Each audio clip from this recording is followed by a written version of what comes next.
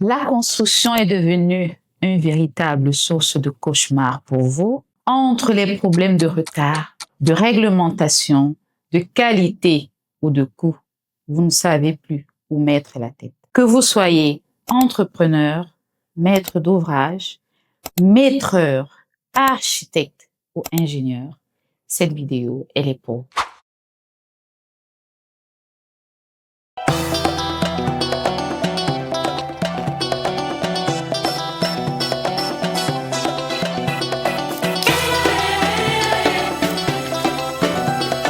Bonjour à tous et à toutes, je suis Claudie Christelle, la directrice du Centre de résolution préventive des conflits, en abrégé CEREC Africa. La mission du CEREC est de pouvoir intervenir sur tous les litiges d'ordre contractuel en mettant sur pied la résolution préventive des conflits. Aujourd'hui, nous parlerons des dispute boards. Qu'est-ce qu'un dispute board? En français, nous les appelons comité de règlement des différends ou comité de règlement des conflits. Le dispute board est un groupe d'experts généralement constitué de juristes et de techniciens spécialisés dans la gestion des chantiers et dont le rôle est de prévenir ou de résoudre tous les différends qui peuvent survenir ou alors qui surviennent sur un chantier de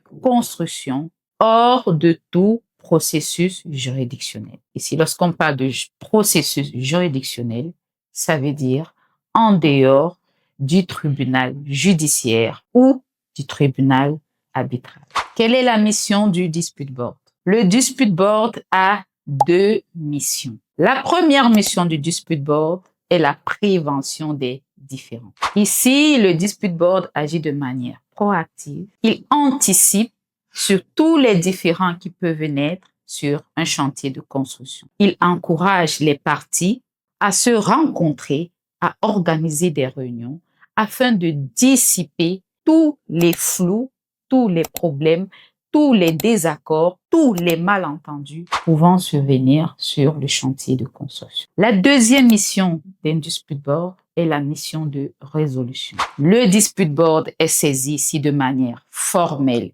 par les parties afin de pouvoir rendre soit une décision, soit une recommandation dans le but de pouvoir bien évidemment résoudre les problèmes, les conflits présents sur un site de construction. Imaginez-vous un super-héros qui veille, qui surveille votre chantier et prêt à intervenir avant que la situation ne se dégrade. Mais ici, il n'a pas de cap, il a une expertise solide. Les exemples de dispute board à travers le monde sont nombreux. Nous prendrons un cas qui est celui de la construction de l'aéroport international de Hong Kong. Pour la construction de l'aéroport international de Hong Kong, le budget prévisionnel était de 15 000 milliards de dollars américains.